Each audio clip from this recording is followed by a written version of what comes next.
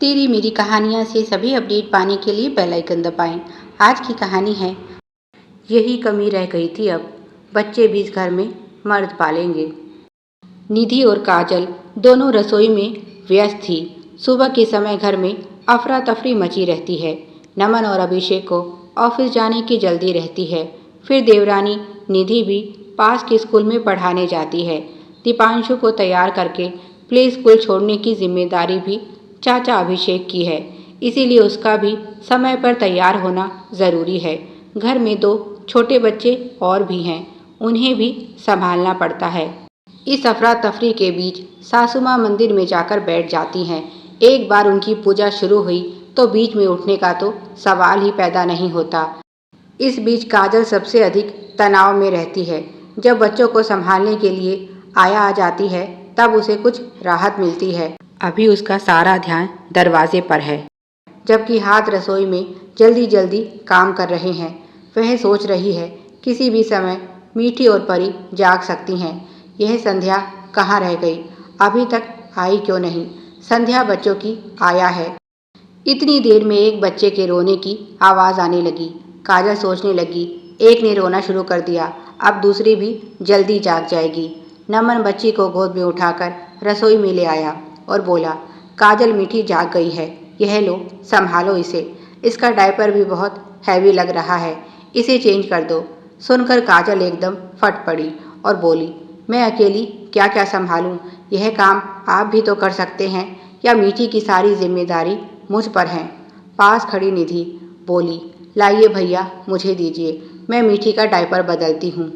निधि बच्चे को लेकर वहाँ से चली गई तो नमन बोला, थोड़ा सोच समझ कर बोला करो, जुबान लड़ाने से पहले।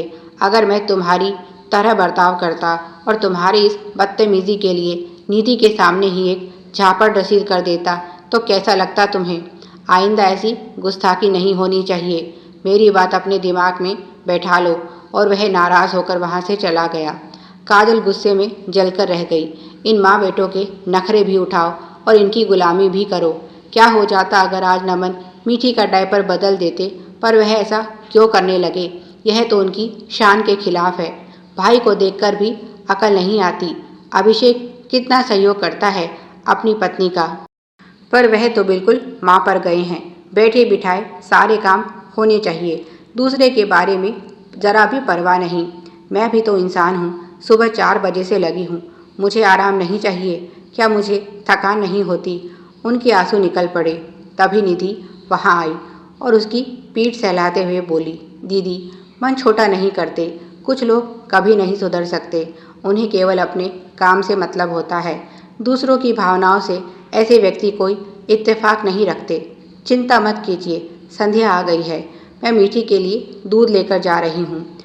काजल ने अपने आंसू पोंछे और अपने भाग्य को कोसते हुए बाकी के काम खत्म किए। यह तो शुक्र है भगवान का, जो देवरानी उसे इतनी समझदार मिली, जो उसका दुख दर्द समझती है। नहीं तो अगर देवरानी भी इन लोगों जैसी होती तो सिवाय रोने के उसकी ज़िंदगी में बचा ही क्या था। घर में किसी चीज़ की कमी नहीं है सिवाय प्यार के। नमन और अभिषेक अच्छा कमाते हैं, क्या घर में एक मेड भी नहीं रख सकते? पर सासू माँ को यह कतई पसंद नहीं। निधि ने कोशिश की तो बोली, अगर मेड ही लगानी है तो तुम दोनों की घर में ज़रूरत क्या है? तुम आजकल की लड़कियां एकदम कामचोर हो, थोड़ी जिम्मेदारी सर पर आते ही भागने के रास्ते तलाशने लगती हो। अरे हमने भी पूरी ज़िंदगी यही सब किया है, 4 बच्चे भी संभाले, सास ससुर देवर जेठ ननद सभी के नखरे भी उठाए, पर कभी किसी से शिकायत नहीं की। और आजकल तो कितनी सुविधाएं हो गई हैं, कपड़े धोने के लिए मशीन है, नल खोलते ही पानी आ जाता है। हमें तो पानी भी सर पर ढोना पड़ता था, पूरा दिन शरीर का पसीना नहीं सूखता था, और अब खटका दबाते ही एसी कूलर चल पड़ते हैं। आराम किस चिड़िया का नाम है जानते भी नहीं थे, पर आजकल वाली महारानियों को दोपहर की नींद भी चाहिए। बच्चों के लिए भी कहीं साइकिल, कहीं वॉकर, कहीं झूला, पता नहीं क्या क्या नए ज़माने के नए नए ढकोसले। अरे मुझे तो याद ही नहीं बच्चे होने के बाद कभी सूखे में सोई हूँ। 4 बच्चे थे, कभी कोई बिस्तर गीला कर देता तो कभी कोई। अब जाकर इस मलमूत्र से छुटकारा मिला है, पर तुम दोनों बहुओं की नीयत यही रहती है, हमारे बच्चों को भी सास ही संभाले। माँ बनने का सुख भोगना चाहती हो, पर उसके लिए जो तकलीफ उठानी पड़ती है वह कौन उठाएगा? तुम दोनों कान खोलकर सुन लो, मुझसे किसी सहायता की आशा मत रखना। बहुत कर लिया मैंने अपने जीवन में, अब तो मैं केवल आराम करूंगी और भगवान का नाम लूंगी। जिनका घर है वही जाने। नमन सबसे बड़ा था और माँ का पूरा भक्त भी, इसीलिए पत्नी की सहायता करनी अपनी शान के खिलाफ समझता था। उसके अनुसार यह सब काम काजल के थे। औरत का काम घर संभालना और बच्चे पालना है, जबकि मर्द का काम पैसे कमाना। पर अभिषेक नई सोच और नए विचारों वाला व्यक्ति था, जिसके लिए पत्नी अर्धांगिनी थी, ना कि दासी। भाभी की पीड़ा समझता था, इसीलिए हमेशा निधि को उनके साथ अच्छा व्यवहार करने के लिए प्रोत्साहित करता था। और जब से परी का जन्म हुआ है, तब से निधि और काजल और भी करीब आ गई हैं। सास तो पहले ही निधि को कम पसंद करती थी, ऊपर से बेटी होने के बहाने निधि घर में भी अच्छी नहीं लगती। काजल का तो पहला लड़का है, पर फिर भी मीठी के होने पर सास ने बहुत दुख मनाया था। 2 दिन तक खाना भी नहीं खाया था। और दीपांशु के होने पर उन्होंने कौन सा काजल को कोई उपहार दिया था। यही हाल दीपांशु के समय भी था। काजल ने अकेले ही बेटे की परवरिश की और इसी कारण उसे अपनी नौकरी छोड़नी पड़ी, क्योंकि ना तो पति और ना ही सास उसे सहयोग करते थे। उनका बस चले तो संध्या को 1 मिनट भी घर में ना रहने दे, पर यह अभिषेक का फैसला है और इस विषय में वह चाहकर भी टांग नहीं अड़ा सकती। अभिषेक खुद संध्या को सैलरी देता है और वह बच्चों को संभालने में काजल की मदद कर देती है। इससे थोड़ा उसे भी आराम मिल जाता है और निधि को भी काजल की तरह अपनी नौकरी से समझौता नहीं करना पड़ा। वह संध्या और भाभी के भरोसे परी को छोड़कर आराम से अपना काम कर सकती है। कुछ दिनों बाद छोटी ननद आई हुई थी। उसकी बेटी भूमि मीठी और परी से 2 महीने छोटी थी। अब तो घर में 3 छोटे बच्चे हो गए थे। सारा दिन बस उन्हीं का काम चलता। एक दिन सुबह ननद पति देव से बात करते करते छत पर चली गई। आज रविवार था तो सभी घर पर थे। दोनों भाई अखबार पढ़ने में व्यस्त थे और देवरानी जेठानी रसोई में नाश्ता बना रही थी। सास हमेशा की तरह पूजा घर में बैठी थी कि तभी बच्चे की रोने की आवाज़ आई। नमन अखबार छोड़कर देखने गया तो माँ को वहाँ देखकर हैरान रह गया। शायद वह भी यही देखने आई थी कि कौन सी बच्ची है जो रो रही है। यह परी थी। उन्होंने परी को हाथ तक नहीं लगाया और चुपचाप पूजा घर में लौट गई। नमन को बड़ा अटपटा लगा। परी रो रही थी और माँ वहीं खड़ी थी, फिर भी उसे गोद में नहीं उठाया।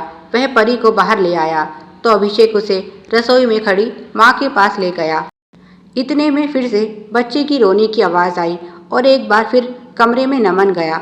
अब की बार भूमि थी, जिसे माँ ने गोद में उठा रखा था और उसे चुप करवाने की कोशिश कर रही थी। नमन को वहाँ देखकर माँ उसे अपने साथ पूजा घर में ले गई। नमन की नज़र सोती हुई मीठी पर पड़ गई। इस छोटी सी घटना ने उसके अंदर के पिता को जागृत कर दिया। सब नाश्ता कर रहे थे, तब मीठी के रोने की आवाज़ आई।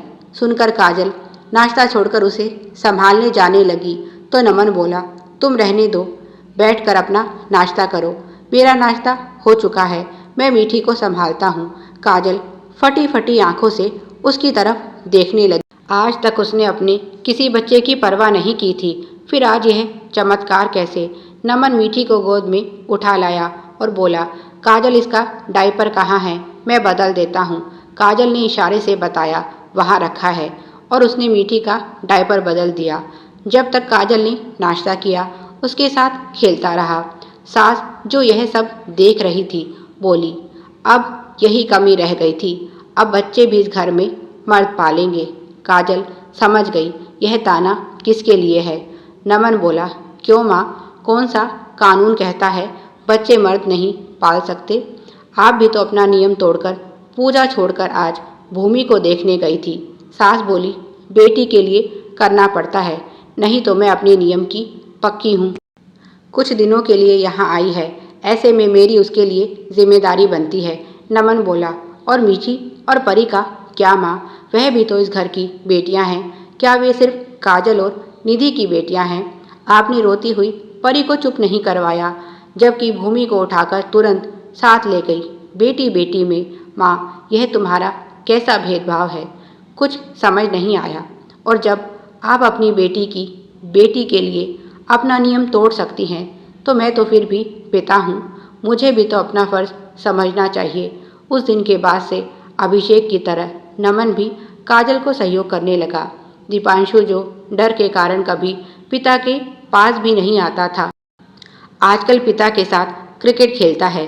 सही मायने में अब नमन को पता चला है कि परिवार क्या होता है और एक पिता की जिम्मेदारियां क्या है। सिर्फ ज़रूरतें पूरी करने से कोई पिता नहीं हो जाता। अपने बच्चों को प्यार करना और उनके साथ समय बिताना भी उतना ही ज़रूरी है। माँ का स्थान बच्चे के जीवन में कोई नहीं ले सकता, पर यह भी सच है कि पिता का भी अपना महत्व है, जिसे कम नहीं किया जा सकता। काजल बहुत खुश है, देर से ही सही पति उसकी बात समझ गए हैं। प्यारे दर्शकों, आप सभी की सुविधा के लिए चैनल पर सैकड़ों कहानियाँ विभिन्न प्लेलिस्ट के रूप में उपलब्ध हैं। उन्हें भी पढ़ें और अपना प्यार दें। Please like, share and subscribe. Thanks for watching.